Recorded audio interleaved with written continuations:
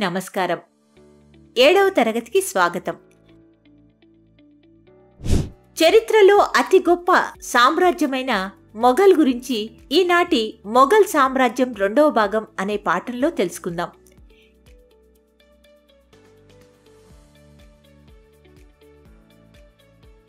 ఈనాటి విషయం జప్తు మరియు జమీందార్లు. 2వ భాగంలోని విషయాలు చూద్దాం. జప్తు మరియు జమీందార్లు. అక్బర్ విధానాలు. 17వ శతాబ్దం మరియు తర్వాత మొఘల్ సామ్రాజ్యం.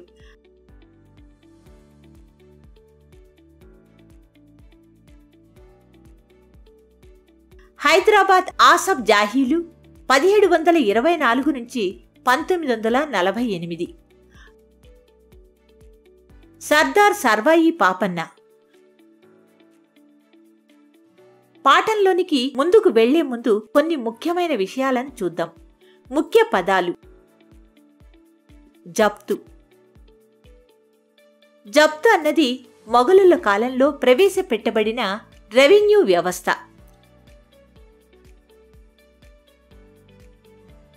జమీందార్లు రైతుల నుండి భూమి శిస్తు వసూలు చేసే భూస్వాములు.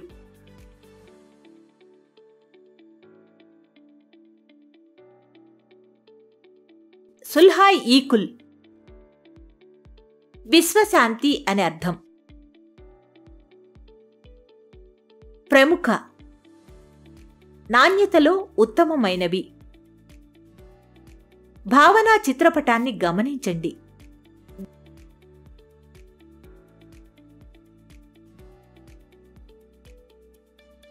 జప్తు మరియు జమీందార్లు.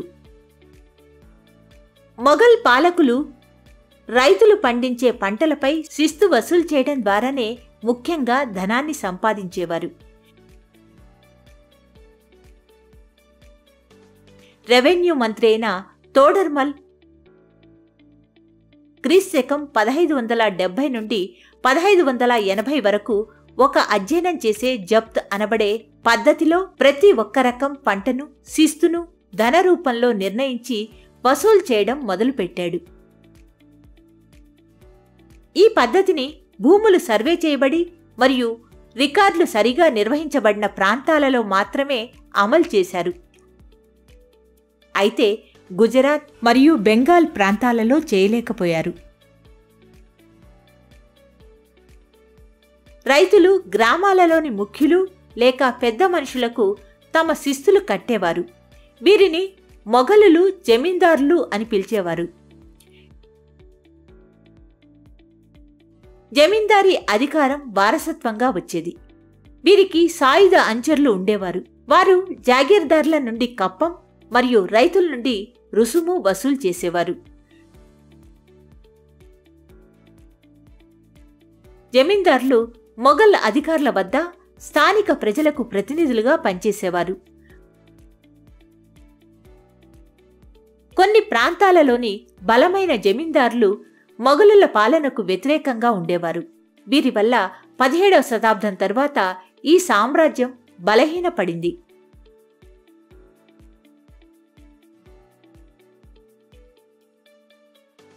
అక్బర్ విధానాలు. అక్బర్ ప్రభుత్వాన్ని నడపడానికి ముఖ్యమైన నియమ నిబంధనలు ఏర్పాటు చేశాడు. ఇతని సహచరుడైన అబ్దుల్ ఫజల్ వీటి గురించి తన పుస్తకం అక్బర్ నామాలో గొప్పగా వర్ణించారు. అక్బర్ క్రీస్తకం 1570లో ఫతేపూర్ సిక్రీలో ఉన్నప్పుడు మతాల గురించి ముస్లిం మేధావులు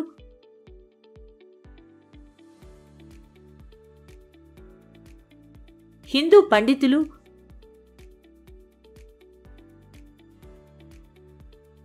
రోమన్ క్యాథలిక్ పూజారులు మరియు జురాసియన్లతో ఎక్కువగా చర్చిస్తూ ఉండేవాడు. ఆయన ప్రజలు ఆచరించే వివిధ రకాలైన మతాలు మరియు ఆచారాల గురించి తెలుసుకోవడానికి ఉత్సాహంగా ఉండేవాడు. అక్బర్కు వివిధ మత విశ్వాసాలను కలిగిన ప్రజలను ఏకం చేయాలని ఆశ ఉండేది. ఈ ఆలోచన వలన అక్బర్ సుల్హా ఈ కుల్ లేక విశ్వశాంతి అనే భావనను ప్రచారం చేశాడు. అబుల్ ఫజిల్ అక్బర్, జహాంగీర్ మరియు షాజహాన్లు మతాలకు సంబంధం లేకుండా ప్రజలందర్నీ ఒకే విధంగా చూడాలనే సిద్ధాంతాన్ని నమ్మి పూర్తిగా పాటించారు.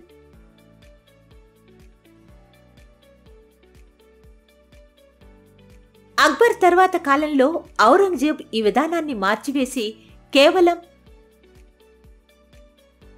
సున్నీ ముస్లింలకు మాత్రమే తన మద్దతు ఇచ్చాడు. ఔరంగజేబ్ యొక్క ఈ విధానం వలన ఇతర మతాలకు చెందిన ప్రజలు చాలా బాధపడ్డారు. 17వ శతాబ్దం మరియు ఆ తర్వాత కాలంలో మొఘలుల గురించి తెలుసుకుందాం. ప్రజలను మంచిగా పాలించడం మరియు వారి భూములను కాపాడటం వంటి విషయాలలో మొఘలులు చాలా బాగా పాలన చేశారు. దీనివల్ల వీరు ఎక్కువ ధనాన్ని పొందటం జరిగింది.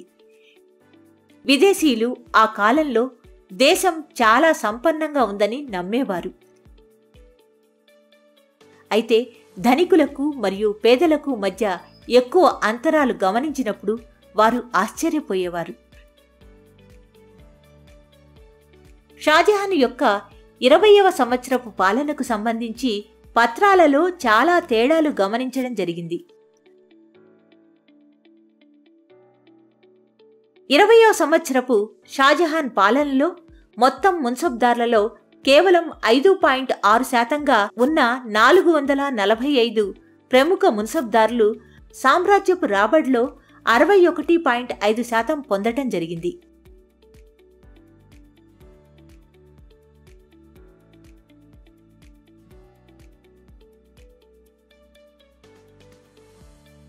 మొఘల్ రాజులు మరియు అధికారులు అధిక భాగాన్ని జీతాలు మరియు కొనుగోళ్ల కోసం ఖర్చు చేసేవారు. అందువల్ల రైతులు, చేతి వృత్తుల పనివారి అభివృద్ధి కోసం ఖర్చు పెట్టడానికి ఏమీ మిగిలేది కాదు. అతి బీదవారైన రైతులు మరియు చేతి వృత్తుల పనివారు బ్రతకడానికి చాలా కష్టపడేవారు. అందువల్ల వారి పనిని మెరుగుపరుచుకోవడానికి తగిన పనిముట్లు కొనలేకపోయారు. ఇదే కాలంలో ధనికులైన రైతులు, నైపుణ్యం గల కార్మికులు, వ్యాపారస్తులు మరియు వడ్డీ వ్యాపారులు అధికంగా లాభపడ్డారు. 17వ శతాబ్దం చివరి నాటికి మొఘల్ రాజుల కింద పనిచేసే ప్రముఖులు తమ సంపదను పెంచుకోవడంతో చక్రవర్తి యొక్క అధికారం బలహీనపడింది.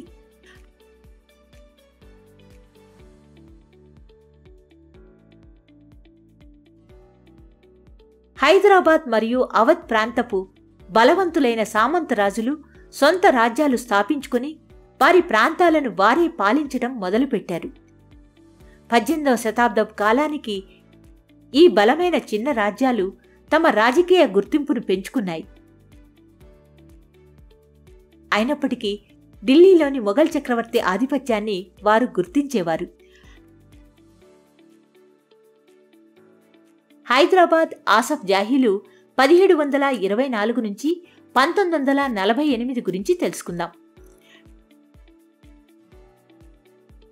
క్రీస్తు 1720 సంవత్సరానికి మొఘల్ సామ్రాజ్యం బలహీనపడిన తరువాత మొఘలులు, గవర్నర్లు చాలా స్వతంత్రులుగా ఎదిగారు.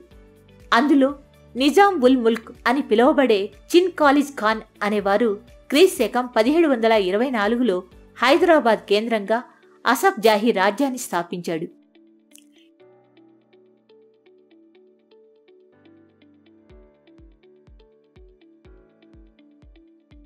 క్రీస్తు 1724 నుండి 1748 అసఫ్ జాహీ పాలకునిగా నిజాం ఉల్ ముల్క్ దాదాపు 24 సంవత్సరాలు పాలించాడు. నిజాం పాలకులు తమ స్వాతంత్ర్యం కోసం మరాఠాలు మరియు మైసూరు పాలకులతో యుద్ధాలు చేశారు. చివరిగా బ్రిటిష్ వారి సహాయంపై ఆధారపడుతూ వచ్చి తమ స్వాతంత్రాన్ని పోగొట్టుకున్నారు. క్రీస్తకం 1800 సంవత్సరం తర్వాత బ్రిటిష్ నాయకుల సహాయంతో హైదరాబాద్ విస్తరిస్తూ మరియు మార్పు చెందుతూ వచ్చింది. బ్రిటిష్ వారు హైదరాబాద్ సంస్కృతికి గొప్ప అభిమానులుగా ఉండేవారు.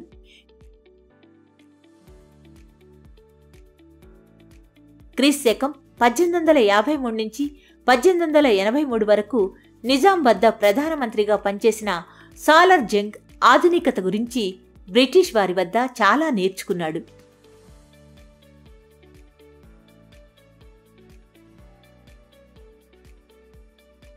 ఆరవ నిజాం అయిన మీర్ మహబూబ్ అలీ ఖాన్ సంస్కరణలను అమలు చేస్తూ అసఫియా గ్రంథాలయం, విక్టోరియా మెమోరియల్, అనాథ శరణాలయం మరియు మహబూబియా బాలికల పాఠశాలలను స్థాపించాడు. అంతేకాక 1908 సంవత్సరంలో వచ్చిన మూసీ నది వరదలకు నష్టపోయిన ప్రజలకు సహాయం అందించాడు.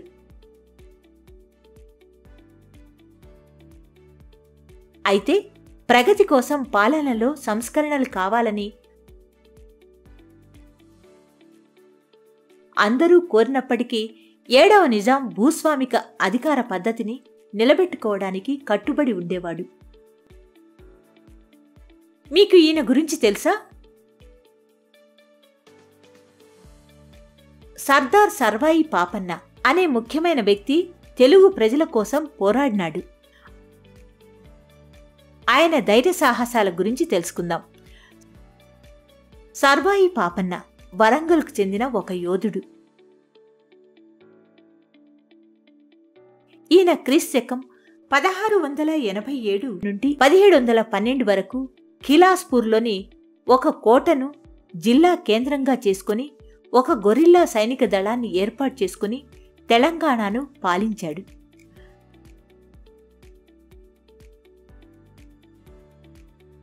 తాటికొండ ప్రాంతాన్ని అభివృద్ధి చేయడం కోసం పాపన్న అనేక కోటలు మరియు చెరువులను నిర్మించాడు.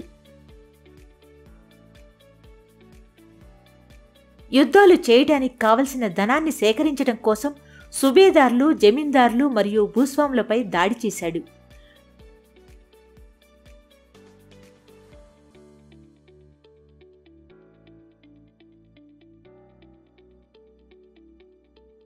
ఔరంగజేబ్ 1707 సంవత్సరంలో మరణించిన తర్వాత పాపన్న చాలా కష్టాలను ఎదుర్కొన్నాడు. చివరిగా 1712 సంవత్సరంలో పట్టుబడి ఉరితీయబడ్డాడు. ఈ పాఠం యొక్క సారాంశం: ఈ పాఠంలో మొఘల్ పాలకులు రైతుల పంటలపై శిస్తులు విధించేవారని మరియు సుల్హా-ఈ-కుల్ సిద్ధాంతం ద్వారా పరమత సహనాన్ని ప్రోత్సహించారని నేర్చుకున్నాం.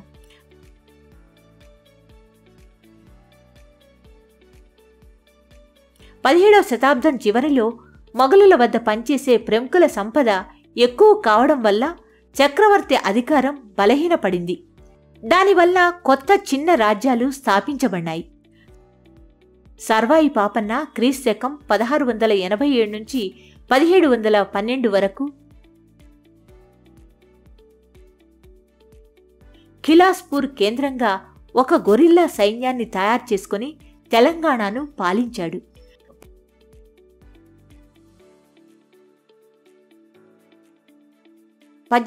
చివరి దశకంలో బ్రిటిష్ వారి సహకారంతో హైదరాబాద్ అభివృద్ధి చెందుతూ మారిపోతూ వచ్చింది. నిజాం మీర్ మహబూబ్ అలీ ఖాన్ సంస్కరణలను అమలు చేశాడు. అయితే 7వ నిజాం పాలనాపరమైన మార్పులు చేశాడు.